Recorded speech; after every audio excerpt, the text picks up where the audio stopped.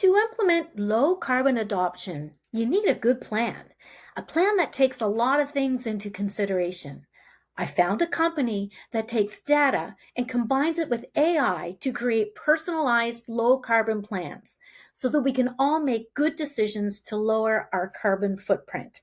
Coming up is Winston Morton of Climative to talk about how his company is allowing us to do just that.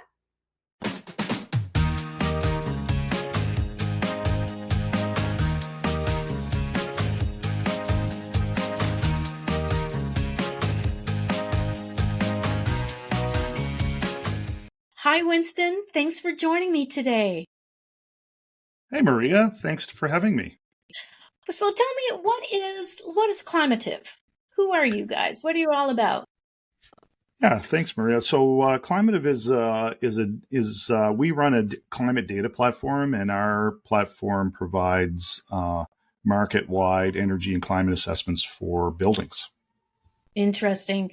You said that you're a data platform, and how is this the next gen of digital audits for low carbon, that type of thing?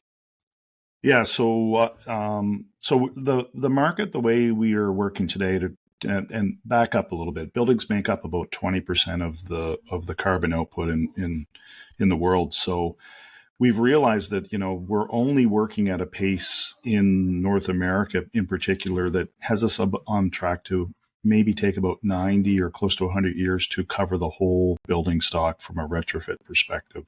So what Climative does is uses artificial intelligence to provide digital-based assessments for full market assessments of buildings. And part of that is to start the conversation with the homeowners or the building owners as early as we possibly can to develop that pathway to net zero or low carbon in the buildings.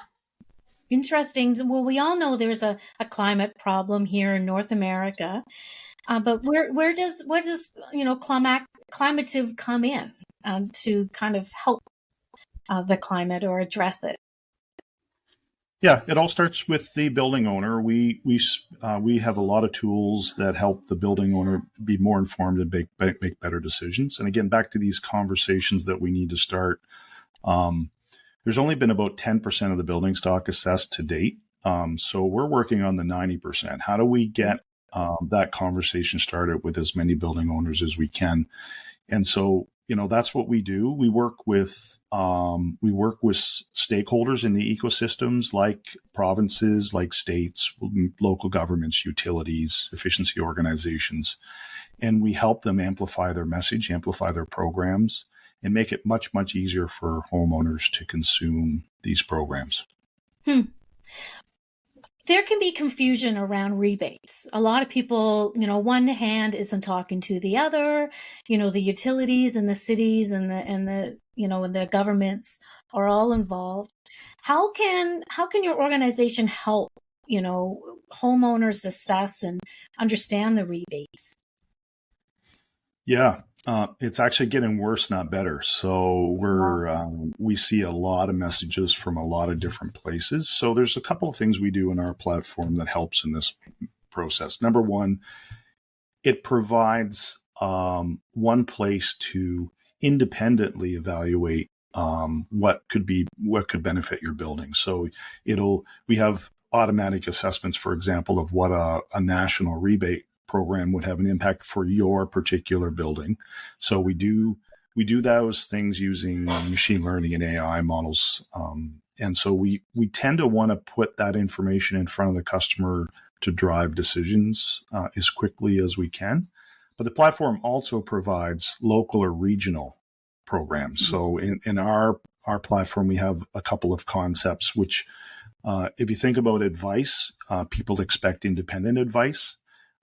Regardless of the products or services they're using to reduce carbon, we like to provide advisory services independently of that. So in that case, we tend to follow national standards. So there are standards in place to do physical assessments. We use similar standards to do digital assessments, and those assessments are meant to be independent advice.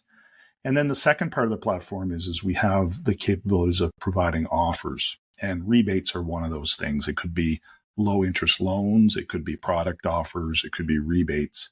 And those rebates obviously are there to incentivize homeowners to pick a particular retrofit. And sometimes those rebates are focused on higher impact carbon retrofits, but maybe even mediocre investment returns. So it's a way for us to incent the market to get to low carbon. So we kind of take the guesswork out of those kind of programs.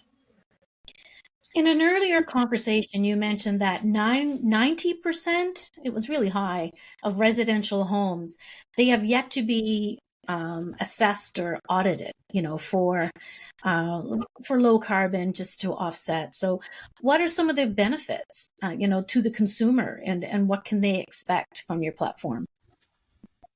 So we've only assessed physical assessments have only covered about 10% of the building population, as I mentioned. So the 90% homeowner, we're trying to make that experience as digital and as low impact as we can. People are very comfortable now seeing personalized recommendations in many parts of their life. So we provide that conversation, and we tend to want to meet the customer where they're at, in the sense that some customers are looking for more comfortable homes. Some customers are very worried about how their energy bill is going to increase, and other customers are worried about their impact on the planet. So we tend to allow them to have control over that journey and provide a pathway into, a low carbon. So it's a massive, massive job, 90% of our building stock in a very short period of time. So we do need to find some of these tools that have much more mass market capabilities.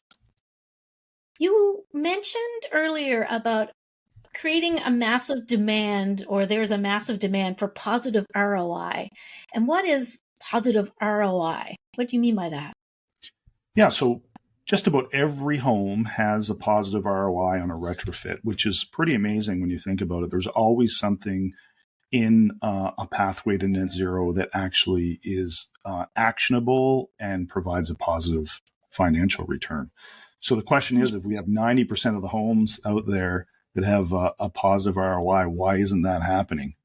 And it's mostly a knowledge gap. In other words, if homeowners knew the positive impact they would have for a retrofit, they'd be actioning that. So that's one area. The other area would be focus on, again, meet the customer where they're at. So focus on customers that have a particular circumstance. Maybe they need access to a special financing program. But the point is if there really is an opportunity to save money and make your house more comfortable and make it more resilient in the future to price increases, then we've got to really, really work together with the stakeholders to kind of expose those positive ROI opportunities with customers. Awesome. I like that. Positive ROI.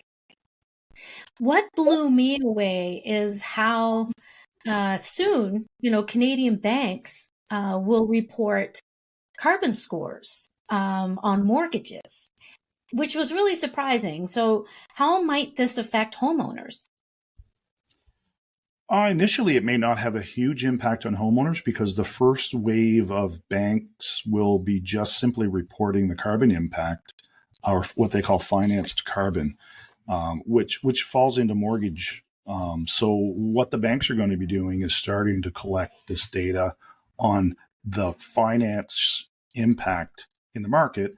And what that will do is inform potentially programs or services or products. And we always have, the carrot and the stick in the market. And so, as we see regulation changes, whether that's building codes, whether that's, building labeling, some provinces are actually changing the regulation to require your home to be carbon scored at point of sale. If you're buying or selling a home, it's going to need to be labeled. Right. And banks are seeing this come down from the regulators. And it's pretty clear that you can't improve what you can't measure. And we're starting to measure. So after those measurements happen, you could expect that things like maybe low interest mortgages would appear for low carbon homes. Interestingly enough, the banks are starting to get access to things like green bonds and lower capital cost products, and they can turn around and turn that into value added products in the market. So, customers are going to end up getting rewarded for low carbon homes. That's good. I mean, it's nice to see people's investments starting to pay off, in the long run. And that just makes homeowners want to take advantage of these energy rebates and services that are provided now, because in the future it could cost them. Right. What's next for you? What's next for Climative? What are your plans in the next few months or a year?